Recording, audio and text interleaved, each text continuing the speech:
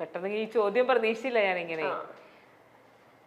ഞാൻ പറയാം, ധ്യാൻ ശ്രീനിവാസന്റെ അജുവും ഈ അടുത്ത് ഏതൊരു ഇന്റർവ്യൂവിൽ ഇങ്ങനെ പ്രകാശൻ പറഞ്ഞിട്ട്, അതായത് ചില ആർട്ടിസ്റ്റുകൾ അവർ അഭിനയിക്കുന്ന കാണുമ്പോ ഇപ്പൊ നിശ്ചയിച്ചൊക്കെ അടുക്കളയിൽ നിന്നുകൊണ്ട് നമ്മളാണെങ്കിൽ പാത്രോടെ വയ്ക്കണം, ഡയലോഗ് പറയണം, പക്ഷെ അതൊക്കെ ഭയങ്കര ഭംഗിയായിട്ട് ചെയ്യും, ഭയങ്കര ഈസിൽ ചെയ്യുന്ന.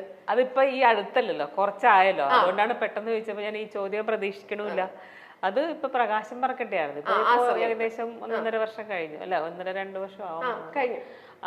അത് അജുവും ധ്യാനും പറഞ്ഞിട്ടുണ്ട്. ഞങ്ങൾ ഓൾറെഡി കണ്ടു. ഞാൻ പേരെ ചേച്ചിക്ക് ഭയങ്കര കോംപ്ലിമെന്റ് ആയിട്ട് തോന്നിയായിരുന്നു ഓർത്തിരിക്കുന്നത്. ഞാൻ ഓർക്കണില്ല, പറഞ്ഞിട്ടുണ്ടാവും. കോംപ്ലിമെന്റ് ഒക്കെ ഓർത്തിരിക്കുന്നുട്ടോ, അതൊക്കെ നമുക്ക് എന്താ അല്ല പറയുമ്പോ ഇപ്പൊ നമ്മളിപ്പോ ഒരാളായിട്ടായിരിക്കില്ലല്ലോ പറയണ, മനസ്സിലായി. കൂടെ എല്ലാരും കൂടെ ഏതായാലും ഒരു 2-3 പേരൊക്കെ പറയുമല്ലോ. അപ്പൊ അങ്ങനെ സിറ്റുവേഷൻ അവര് പക്ഷെ എന്റെ മുന്നിൽ വെച്ചല്ല പറഞ്ഞത്, ഇന്റർവ്യൂലാണ് പറഞ്ഞത്.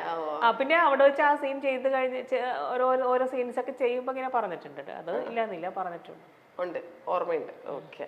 ഇഫ് നോട്ട് ആൻ ആക്ടർ അല്ലായിരുന്നെങ്കിൽ ഹോട്ടൽ എടുത്തായിരുന്നു? എനിക്കിഷ്ടമാണ് കേട്ടോ റെസ്റ്റോറന്റ്. എനിക്ക് ഫുഡ് ഉണ്ടാക്കാൻ ഭയങ്കര ഇഷ്ടമാണ്. ഒരു പക്ഷെ ചിലപ്പോ ഞാൻ അതിന്റെ ആഗ്രഹം ഉണ്ടായിരുന്നു. എനിക്ക് അങ്ങനെ ഒരു ആഗ്രഹം പണ്ടേ ഉണ്ടായിരുന്നു.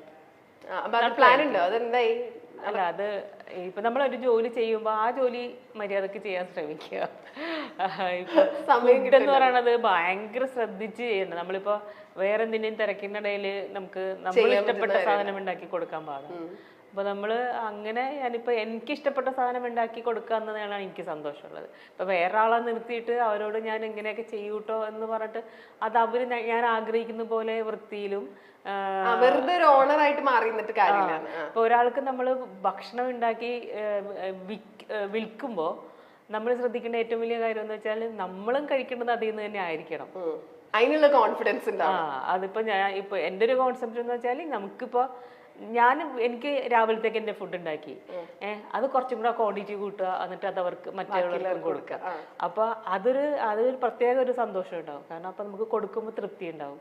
അപ്പൊ അങ്ങനെയാണ് എന്റെ മനസ്സിൽ കിടക്കുന്നത്. അങ്ങനെ തുടങ്ങുകയാണെങ്കിൽ അങ്ങനെ തുടങ്ങണം എന്നാണ് എന്റെ മനസ്സിൽ കിടക്കുന്നത്.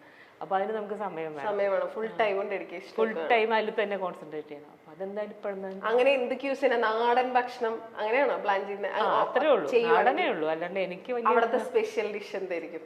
ഫിഷ് ആയിരിക്കും. ഉപ്പും മുളകും എന്നും എക്കാലത്തും എല്ലാവരുടെയും പ്രിയപ്പെട്ട സീരിയലായിരുന്നു. എന്നാൽ ഇന്ന് അതിന് കുറേയേറെ കാര്യങ്ങളിൽ മാറ്റം വന്നിട്ടുണ്ട്. ഇന്നിപ്പോൾ ആ സീരിയലിനെ പറ്റി നിരവധി വിമർശനങ്ങളും വിവാദങ്ങളും ഒക്കെ പുറത്തു വന്നിട്ടുണ്ട്. ആ വിവാദങ്ങളിൽ പെട്ട് ആ സീരിയലിനോടുള്ള ഒരു ഇഷ്ടം ആളുകൾക്ക് കുറഞ്ഞു തുടങ്ങി എന്ന് വേണമെങ്കിൽ പറയാം. ബിജു സോപാനത്തിനും SP ശ്രീകുമാറിനുമെതിരെയാണ് നടി പരാതി നൽകിയത്. ലൈംഗിക അതിക്രമ പരാതിയാണ് നൽകിയത്. ഇതിൽ ഒരാൾ ഉപദ്രവിക്കാൻ ശ്രമിച്ചുവെന്നും മറ്റയാൾ ഭീഷണിപ്പെടുത്തിയെന്നുമാണ് പറയപ്പെടുന്നത്. ആരാണ് ഈ നടിയെന്നാണ് എല്ലാവരും ചോദിക്കുന്നത്. പല അഭിപ്രായങ്ങളാണ് പലരും പറയുന്നത്. ജൂഹിയാണെന്ന് പറയുന്നുണ്ട്, അതിലെ തന്നെ കനകമാണെന്ന് പറയുന്നുണ്ട്, എന്തിന് പാറുക്കുട്ടിയുടെ പേര് വരെ പറയുന്നവരുണ്ട്.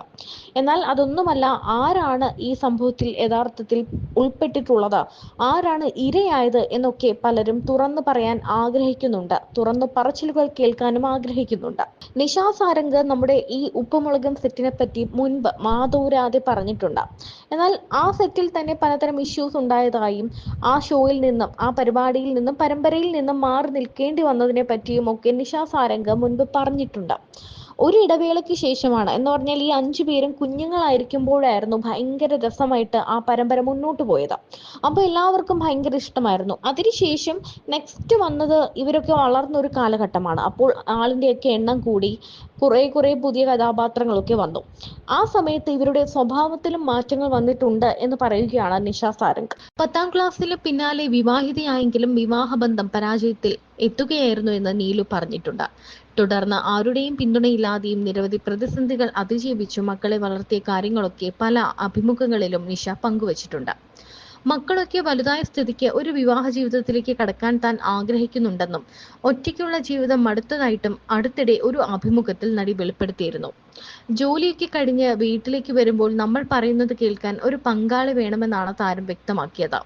പ്രായമായവരുടെ പ്രണയത്തെക്കുറിച്ചുള്ള തന്റെ മനോഹരമായ സങ്കല്പവും നിഷ അന്ന് പങ്കുവച്ചിരുന്നു. അമ്മയ്ക്ക് വിവാഹം കഴിക്കാൻ താല്പര്യമുണ്ടെങ്കിൽ തങ്ങൾ അതിന് തടസ്സം നിൽക്കില്ലെന്നും അമ്മയെ നോക്കുന്ന ഒരാളായിരിക്കണം എന്നാണ് മക്കളുടെ അഭിപ്രായമെന്നും നിഷ പറഞ്ഞു. അതിനു പിന്നാലെ നിരവധി വാർത്തകളാണ് എത്തിയത് നിഷയുടെ വിവാഹം സംബന്ധിച്ച്. ഇപ്പോൾ താൻ ഡബ്ബ് ചെയ്ത ചിത്രം കാണാൻ എത്തിയ നിഷയുടെ വീഡിയോ ആണ് ശ്രദ്ധ നേടുന്നത്. കഴുത്തിൽ താലി അണിഞ്ഞ് നെറ്റിയിൽ സിന്ദൂരം ചാർത്തി എത്തിയ നിഷ സാരംഗിനെ കണ്ട എല്ലാവർക്കും ഞെട്ടലാണ് ഉണ്ടായത്. ആരെയും അറിയിക്കാതെ കല്യാണം കഴിഞ്ഞോ എന്ന സംശയവുമായി ഓൺലൈൻ മാധ്യമങ്ങൾ ചുറ്റും കൂടി. എന്നാൽ ചോദ്യങ്ങൾക്കൊന്നും കൃത്യമായ മറുപടി നൽകാതെ നിഷ സാരംഗ് നടന്നു നീങ്ങുകയായിരുന്നു. ഇത്രയും നാൾ മക്കൾക്ക് വേണ്ടി ജീവിച്ചു, ഇനിയൊരു കൂട്ട് വേണമെന്ന് ഇന്റർവ്യൂവിൽ പറഞ്ഞിരുന്നല്ലോ, എന്താണ് അതിനെക്കുറിച്ച് പറയാനുള്ളതെന്ന ചോദ്യത്തിന് ആ കുട്ടി അങ്ങനെ ചോദിച്ചു, ഞാൻ അങ്ങനെ പറഞ്ഞു എന്നായിരുന്നു മറുപടി. കല്യാണ വിശേഷം പങ്കുവെക്കാമോ എന്ന ഓൺലൈൻ മാധ്യമങ്ങളുടെ ചോദ്യത്തിന് എന്ത് കല്യാണ വിശേഷം, ആരുടെ എന്നാണ് നടി തിരിച്ചു ചോദിക്കുന്നത്. പുതിയ ജീവിതത്തിലേക്ക് കടന്നതിനെ കുറിച്ച് എന്താണ് പറയാനുള്ളത് എന്നായിരുന്നു അടുത്ത ചോദ്യം. ജീവിതം പുതിയതല്ലല്ലോ, അതെപ്പോഴും ഇങ്ങനെ നടന്നുകൊണ്ടിരിക്കുകയല്ലേ, അതിൽ പുതുമയില്ലല്ലോ എന്നായിരുന്നു നിഷ മറുപടി പറഞ്ഞത്. 50 വയസ്സുവരെ മക്കൾക്ക് വേണ്ടി ജീവിച്ചു, ഇനിയൊരു കൂട്ട് വേണമെന്ന് അഭിമുഖത്തിൽ പറഞ്ഞിരുന്നല്ലോ എന്ന് ചോദിച്ചപ്പോൾ അത് നല്ല കാര്യമല്ലേ, നല്ലത് എപ്പോഴെങ്കിലും ചെയ്യാമെന്ന് വിചാരിക്കുന്നു എന്നാണ് നടി പറഞ്ഞത്. നമുക്കെല്ലാം പങ്കുവെക്കാൻ എപ്പോഴും ഒരു ആളുള്ളത് നല്ലതല്ലേ, ഒറ്റപ്പെടുമ്പോൾ നമ്മൾ അങ്ങനെ ചിന്തിക്കും, ഞാനും അങ്ങനെ ചിന്തിച്ചു, അത് തെറ്റാണെന്ന് തോന്നുന്നില്ല എന്നും നിഷ സാരംഗ് പറയുന്നുണ്ട്. എന്നാൽ അതിനു പിന്നാലെ നിഷ സാരംഗ് ഫേസ്ബുക്കിൽ ഒരു പോസ്റ്റും പങ്കുവച്ചിരുന്നു. ഒന്നും വിട്ടുപറയാതെയാണ് നിഷ സാരംഗിന്റെ പോസ്റ്റ്. സത്യസന്ധമായി ജീവിക്കുന്നവരുടെ ജീവിതത്തിൽ നിന്നും പലരും വഴിമാറിപ്പോയേക്കാം, കാരണം മനോഹരമായ കള്ളങ്ങളെയാണ് പലരും ഇഷ്ടപ്പെടുന്നത് എന്നാണ് നിഷ കഴിഞ്ഞ ദിവസം ഫേസ്ബുക്കിൽ പങ്കുവച്ച കുറിപ്പിൽ പറഞ്ഞിരിക്കുന്നത്. പ്രേക്ഷകരുടെ പ്രിയപ്പെട്ട നീലു, എന്തെങ്കിലും ഉണ്ടെങ്കിൽ തുറന്നു പറയൂ, നിങ്ങളെ ജീവന തുല്യം സ്നേഹിക്കുന്ന ഒരുപാട് പ്രേക്ഷകർ നിങ്ങൾക്ക് ചുറ്റുമുണ്ട്.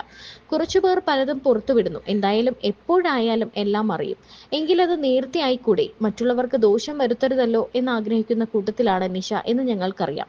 എന്നാലും പറയാതിരിക്കാൻ വയ്യ, നിഷയെ സ്നേഹിക്കുന്ന ഒരുപാട് പേർ നിങ്ങളെ കാത്തിരിപ്പുണ്ട് എന്നാണ് പോസ്റ്റിനു താഴെ ഒരാളുടെ കമന്റ്.